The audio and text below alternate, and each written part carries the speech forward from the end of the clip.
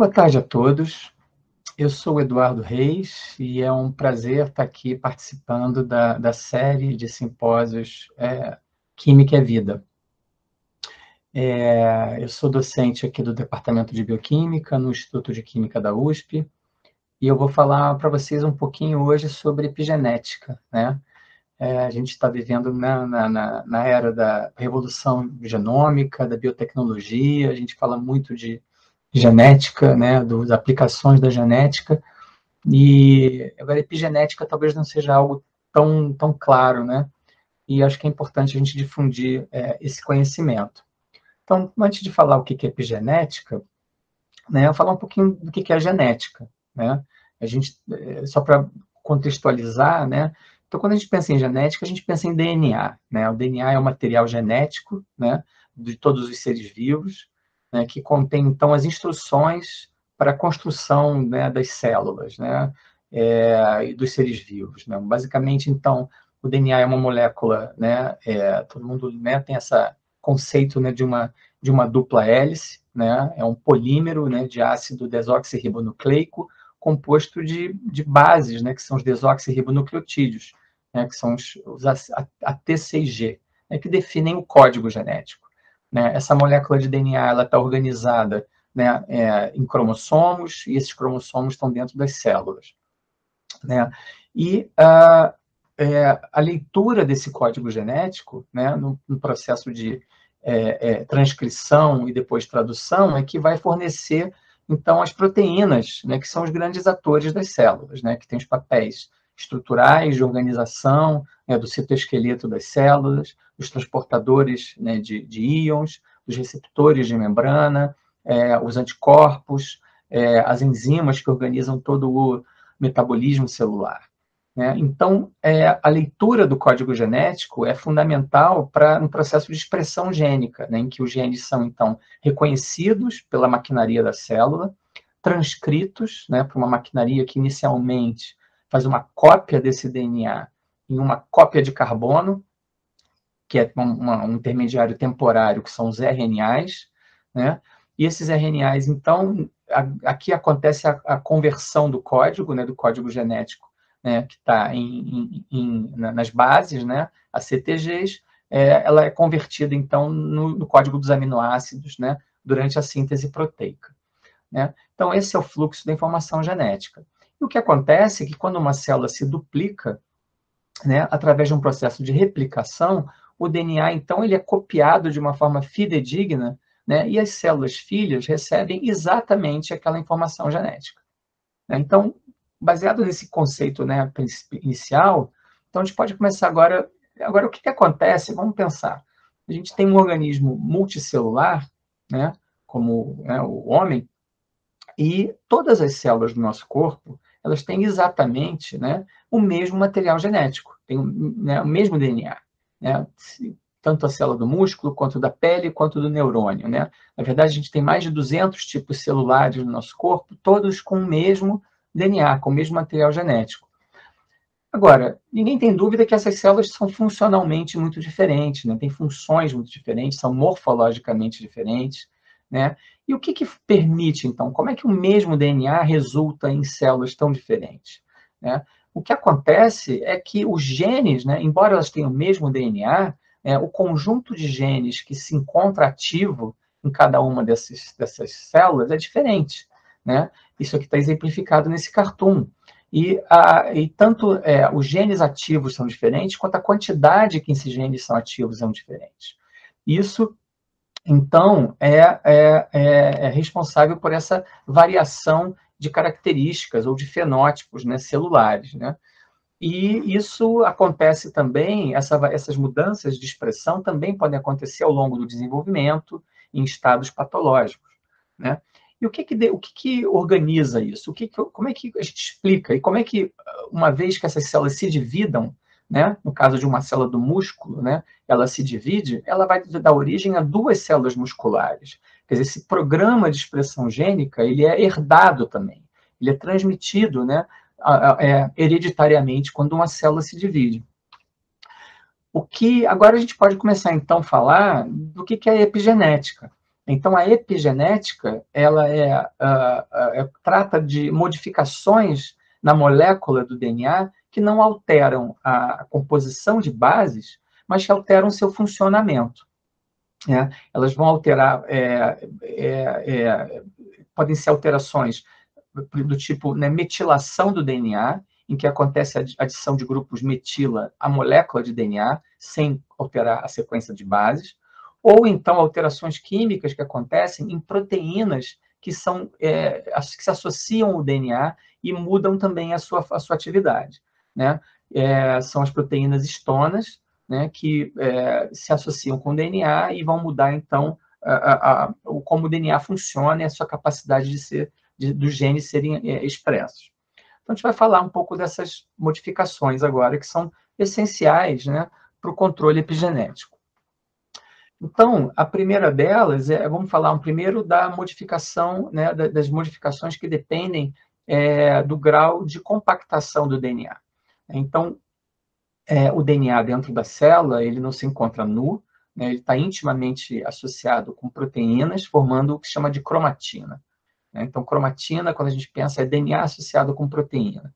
E as proteínas mais abundantes da cromatina são as histonas, né? Que elas são proteínas que se associam em octâmero, né? São 8 subunidades, e formando uma associação com o DNA que se chama de nucleossomo. Então, aqui a gente pode, classicamente, isso é representado como se fosse uma esfera, né? Um colar de pérolas, em que cada nucleossomo, né, formado por 8 histonas, se encontra enrolado com DNA.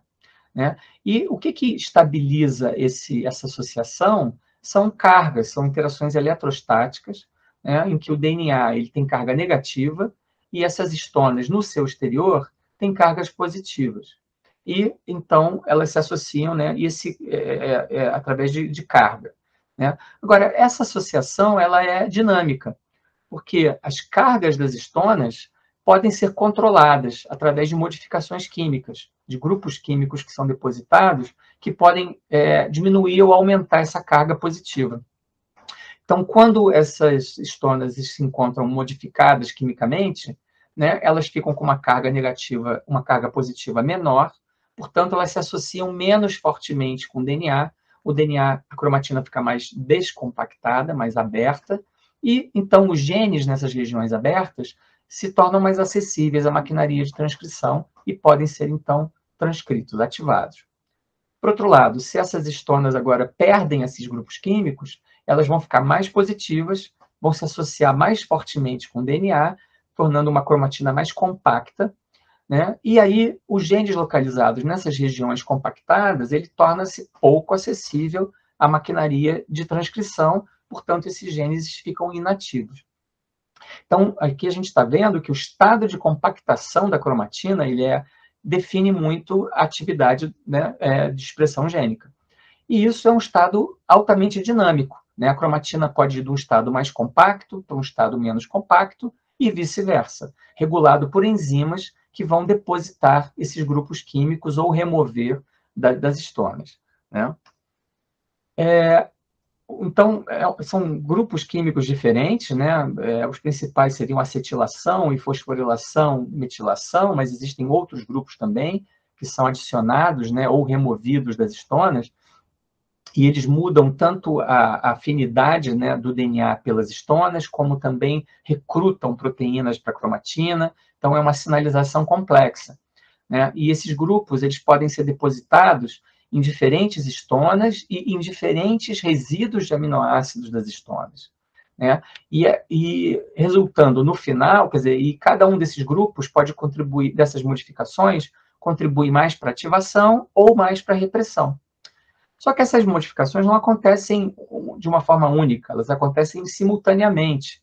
Quer dizer, os nucleossomos podem ser modificados por várias dessas modificações ao mesmo tempo.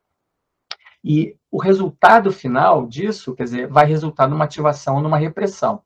Então, existe aqui um código, porque como essas modificações são simultâneas, né, formando elas não são exclusivas, né, existe aqui um código também, que é um nível de informação, além do código genético, né, que a gente já está bem familiarizado, que é o código, né, de bases, e como essas bases são lidas, né, convertidas em aminoácidos, existe aqui um código epigenético, que é o código em que essas histonas são modificadas, né, de uma certa ordem, numa certa composição, com determinados grupos químicos, e que isso, então, vai definir um estado de ativação ou de repressão gênica, né?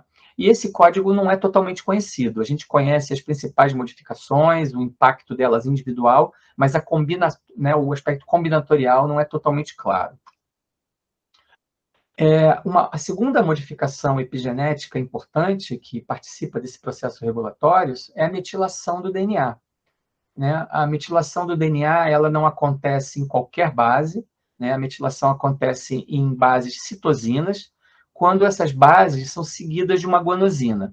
Então, é um dinucleotídeo, né? Citosina-guanosina, que a gente pode, simplificadamente, chamar de CPG, né? Porque tem um fosfato que liga essas duas bases. Esses dinucleotídeos, eles não se encontram espalhados no genoma ao acaso.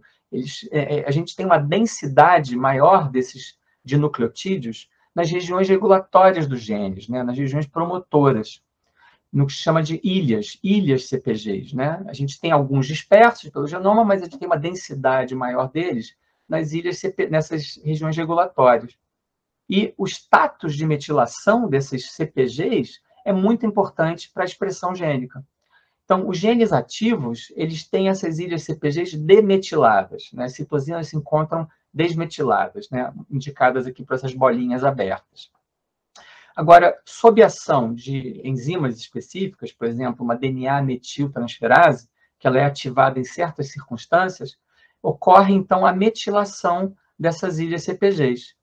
E essa metilação, ela sinaliza para o recrutamento de proteínas que vão, então, por sua vez, recrutar enzimas que modificam os nucleossomos na vizinhança, tornando aquilo ali uma região de cromatina compacta e levando, então, à inativação da expressão gênica. Então, o status, né, a metilação do DNA, que é uma modificação química do DNA, que não altera a sequência de bases, mas tem um efeito profundo na ativação da expressão gênica. E, da mesma forma que as modificações nas histonas, a metilação do DNA também é reversível, é um processo reversível. Então, isso é um processo dinâmico. Né? E essas duas modificações, a metilação do DNA e as modificações das histonas, elas conversam entre si. Né? Como eu já mencionei, a metilação do DNA recruta proteínas que modificam as histonas. Então, a gente tem um balanço, né? Essas modificações epigenéticas, elas conversam, né? Para definir regiões da cromatina ativas, abertas, em que se encontram desmetiladas, né? E, por outro lado, sob certas mudanças ambientais ou fisiológicas, né? Pode acontecer, então, a metilação das histonas e também a formação de estados de cromatina mais compactado, que vão desligar os genes naquela região. Então, essas marcas, elas podem ser, em boa medida, também mantidas durante a divisão celular. Então, essa é a forma pela qual a gente explica, né, que, uma vez havendo uma diferenciação celular e as células assumindo, né, se diferenciando nos diferentes tipos celulares, uma vez que elas se dividam, elas conseguem manter aquele status de diferenciação através desses processos epigenéticos de regulação. Então, isso agora fica mais claro, né? A gente pode ter, né, quando a gente tem uma fecundação, né, a gente tem um ovo, né? Essa célula tem um potencial de diferenciação, né, nas diferentes tipos celulares do organismo, né? E aqui, ao longo da diferenciação, ocorre, então, uma configuração de um epigenoma. Cada tipo celular vai ter, todas as células do corpo de um indivíduo têm o mesmo genoma, né? Mas elas vão ter epigenomas distintos, né? Que são definidos ao longo da diferenciação e são depois mantidos nessas marcas epigenéticas. Existem processos celulares que são capazes de perpetuar essas marcas uma vez que a célula se divide, né? A metilação do DNA e as marcas de histona, de forma que aquelas características, né, do tipo celular se mantêm. Né? Então, isso é um conceito bem importante da gente ter, né, que os organismos têm um único genoma, mas eles podem ter vários epigenomas, né? E esses epigenomas, como eles são plásticos, né, eles não são apenas, eles podem ser variáveis, né? Eles podem variar ao longo do desenvolvimento, eles podem variar em estados patológicos, né? Ou também em relação ao ambiente, né? Então, ao contrário da genética, né, que é algo bem estável, né?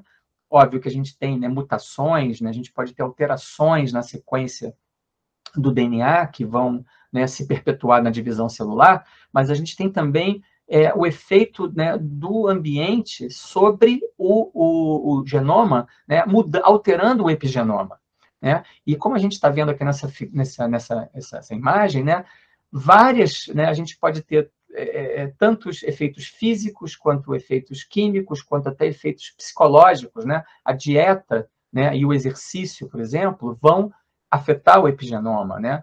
O estado psicológico, a capacidade de interação social também afeta o epigenoma. Tratamentos, né, químicos, seja por drogas terapêuticas, seja por abuso de drogas ou utilização de agentes químicos como tabaco, álcool, por exemplo, também afetam o epigenoma, né? O ritmo circadiano, isso a gente vê muito nas plantas, né? Tem muito efeito, né, do clima, da temperatura, afeta, né, a produtividade, muitas vezes através de mecanismos epigenéticos, né?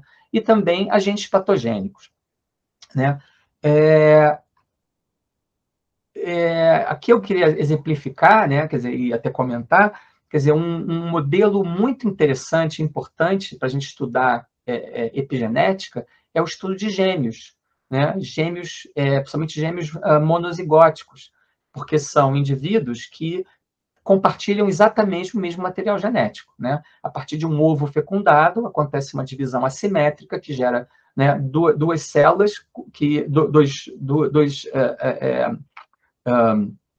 vão gerar depois dois ovos, né, que vão se diferenciar, né, e gerar dois indivíduos ou mais, né, no caso de trigêmeos, ou, né, que contêm o mesmo material genético, né? Então, esses estudos, quer dizer, tem vários estudos que avaliam, né, as alterações moleculares que acontecem nos gêmeos ao longo da vida. Por exemplo, gêmeos que são separados na infância, que vivem em ambientes, né, diferentes, expostos, né, a ambientes ou hábitos alimentares, né, muito diferentes, e como é que isso afeta, né, as características fisiológicas dele, né, através, né, molecularmente, quais são as marcas epigenéticas que são alteradas, né? E não é fácil a gente perceber, né, nessa imagem, né, que são gêmeos idênticos, né, com idades diferentes, mas que eles são muito parecidos, mas a gente consegue ver algumas diferenças, né, aqui só olhando a face desses indivíduos, né, algumas diferenças fenotípicas, né, que a gente fala, né, na aparência, né, embora tenham o mesmo material genético, né? E a gente pode agora também encontrar, certamente, diferenças epigenéticas se for feita uma análise molecular desses indivíduos, né? Em aspectos funcionais deles, né? Bom, além, né, então, quer dizer, a epigenética agora acho que já está claro que é né, um nível de regulação que vai modular o genoma, né? Tanto em situações normais quanto situações e sob efeito do meio ambiente, né? Então agora eu queria trazer um pouco para o aspecto do que né, um pouco de alterações epigenéticas no contexto do câncer, que é mais a minha linha de pesquisa, né? A gente trabalha no laboratório, né, com genômica do câncer e tenta identificar alterações moleculares, né, no câncer que possam ser utilizadas tanto para diagnóstico quanto para terapia, né? E um aspecto, né, importante, né, no câncer é a contribuição da regulação ou desregulação epigenética, né, para a transformação maligna e para a progressão tumoral, né? Então, o câncer ele é uma doença que ele é reconhecidamente uma doença genética, né, que surge por alterações somáticas, né, que causam a perda de função de genes supressores de tumor ou ganho de função de genes, de oncogenes, né, que estimulam a proliferação celular e fenótipos tumorais, né?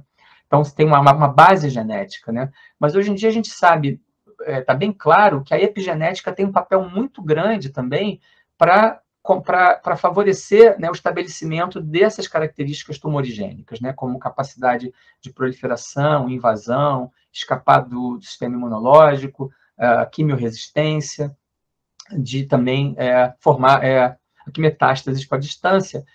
A epigenética tem um papel importante nesse contexto, né? E então é uma via é muito importante a gente entender, né, qual que é o papel da epigenética, né, no câncer, para eventualmente identificar possíveis novos tratamentos, né? E essas alterações envolvem aquelas alterações que a gente já viu, né? Tanto no padrão de metilação, modificações em histonas e também RNAs não codificadores, que eu não vou mencionar muito nessa palestra, mas é um foco de estudo bem importante aqui no nosso laboratório. Então, quer dizer, o papel, a importância da epigenética no câncer, fica muito evidente quando a gente avalia que em grande número de tipos diferentes de câncer se observa a mutação em genes que participam de processos epigenéticos, né? Genes envolvidos na maquinaria epigenética, né? Então, é frequente se observar a mutação em enzimas que fazem a deposição ou a remoção de grupos metil no DNA, ou que modificam histonas, ou que são remodeladores ou leitores da cromatina. Então, esses genes são tipicamente genes drivers do tumor, né? Genes que, quando mutados, eles podem causar tumor, né? E quais são as consequências? É que a alteração nesses genes leva, por essas alterações epigenéticas que a gente já discutiu, né, metilação no DNA, modificações químicas de histonas, elas causam, né, alterações na expressão gênica, alterações no estado de compactação da cromatina em regiões que contêm genes que são ou supressores de tumor ou genes promotores de tumor, né, os oncogenes, né? Então, essas alterações epigenéticas no câncer levam, né, essas alterações na cromatina que vão levar ao silenciamento de genes supressores de tumor, que normalmente estão ativos numa célula normal. Eles passam a estar agora silenciados, né, por metilação na região promotora, pela formação de heterocromatina, de cromatina compactada, né? E também leva ao contrário, né, ativação de genes de oncogenes, né? Então, esses processos epigenéticos são muito importantes para a progressão tumoral, né? E qual que é a grande oportunidade aqui, né? O interesse que existe, né, no estudo dos processos epigenéticos no câncer é que, enquanto as alterações genéticas, né? As alterações genéticas, então, são alterações na sequência do DNA, né? Então, aqui a gente tem, normalmente, envolve um processo de mutação, em que uma alteração de uma base, ou de algumas bases, em geral, faz com que um gene, né, seja silenciado porque destruiu uma região promotora desse gene, ou então essa mutação altera a sequência aqui de bases que codifica para a proteína, e a proteína agora tem uma proteína que já não é mais funcional, né? Então, ou então pode ser uma alteração de bases que causa um ganho de função e gera um oncogene, uma oncoproteína, né? Então, essas alterações, elas normalmente são irreversíveis, né? Porque elas acontecem na sequência do DNA, e quando o DNA, a célula tumoral, se divide, ela vai transferir para as células tumorais filhas essa mesma alteração genética, né? Por outro lado, as alterações epigenéticas que acontecem no câncer, né, que envolvem, né, alterações em histonas, metilação do DNA, né, que alteram o estado de compactação do DNA, elas são potencialmente reversíveis, né? Então, a gente consegue imaginar estratégias terapêuticas, né, que revertam, né,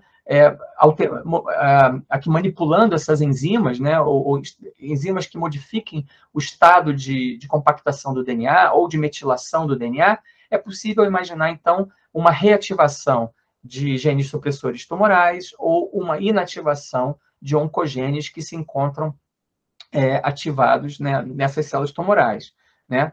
E isso é importante porque várias dessas alterações são passadas também, né, durante a divisão celular de uma célula tumoral. Então, se a gente consegue fazer uma intervenção que revertam essas modificações, as células filhas agora já não vão ter mais aquele potencial tumoral, né, maligno, que a célula anterior tinha. De fato, esse caminho é bastante perseguido, bastante promissor, e existem vários inibidores, né, que são testados, que inibem enzimas que alteram, então, essas modificações nas histonas, ou que modificam o nível de metilação do DNA, ou que envolvem com o remodelamento, né, da cromatina através de mudanças dos nucleossomos. Vários inibidores que existem já são testados na clínica, né, ou em ensaios pré-clínicos, ou alguns mesmo já são drogas que estão em uso, né, para a terapia do câncer. Tá? Então, dado esse contexto, eu vou falar um pouquinho, né, para finalizar, o nosso laboratório, né, como eu falei, é um laboratório de pesquisa de genômica em câncer. A gente busca identificar também novos tratamentos, né, novas terapias, novos alvos moleculares em câncer. E a gente tem utilizado abordagens, então, genômicas para isso, que a gente interroga, né, várias genes ao mesmo tempo para tentar identificar, entre um conjunto grande de genes, quais que seriam genes que provocam vulnerabilidade no tumor quando a gente desliga aquele gene. Então, para isso, a gente tem feito, então agora uma estratégia, a gente tem utilizado uma estratégia de bibliotecas de RNA de interferência, já vou explicar um pouquinho o que é o RNA de interferência, mas em que a gente testa silenciar um a um genes da maquinaria epigenética. Nosso foco aqui é tentar identificar genes da maquinaria epigenética que sejam essenciais para a sobrevivência do tumor. E se a gente identificar algum desses genes, a gente pode, então, testar um inibidor que afete a função daquela proteína e, com isso, então, tentar, de uma forma combinada com outros agentes quimioterápicos, uma nova estratégia para tratamento do câncer. Né? A gente tem muito interesse no câncer de pâncreas, que é um câncer de altíssima letalidade, para o qual não tem estratégias terapêuticas eficientes.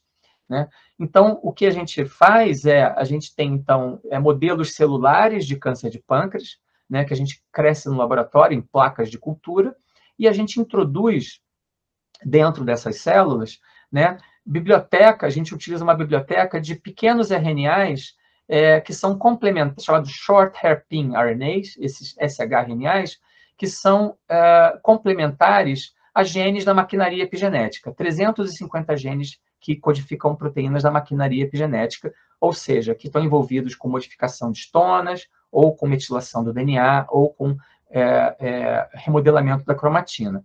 E a gente faz isso de tal forma que cada célula recebe um único desses pequenos RNAs complementares a um desses genes.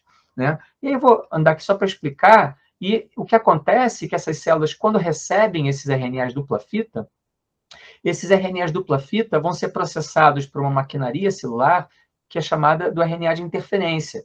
Né? E existe um complexo enzimático que vai, então, reconhecer esses RNAs dupla-fita, desenovelar, pegar uma dessas fitas e vai ser guiada por essa fita, quer dizer, essa fita vai ser complementar ao gene-alvo e vai guiar esse complexo chamado de RNA de interferência, RISC, né, para o gene-alvo, levando à degradação do RNA.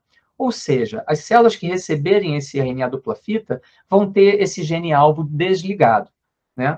Então, voltando aqui ao que eu tinha mostrado, então a gente vai introduzir, né, essa biblioteca nessas células tumorais, de forma que cada célula tumoral receba um único RNA dupla-fita. Né? E vão, depois, isso um tempo zero, e a gente agora vai esperar um tempo de seleção, em que vai acontecer um crescimento competitivo. Quer dizer, cada célula que recebeu um desses RNAs dupla-fita, ele vai desligar o respectivo gene dentro dela, né? Então, cada corzinha aqui indica uma célula que recebeu um RNA dupla-fita diferente. E a gente faz agora um período de crescimento competitivo. Né? Então, em algumas células, o gene que foi desligado não é essencial para o crescimento, nem favorece, nem desfavorece. Então, ela vai crescer de uma forma igual.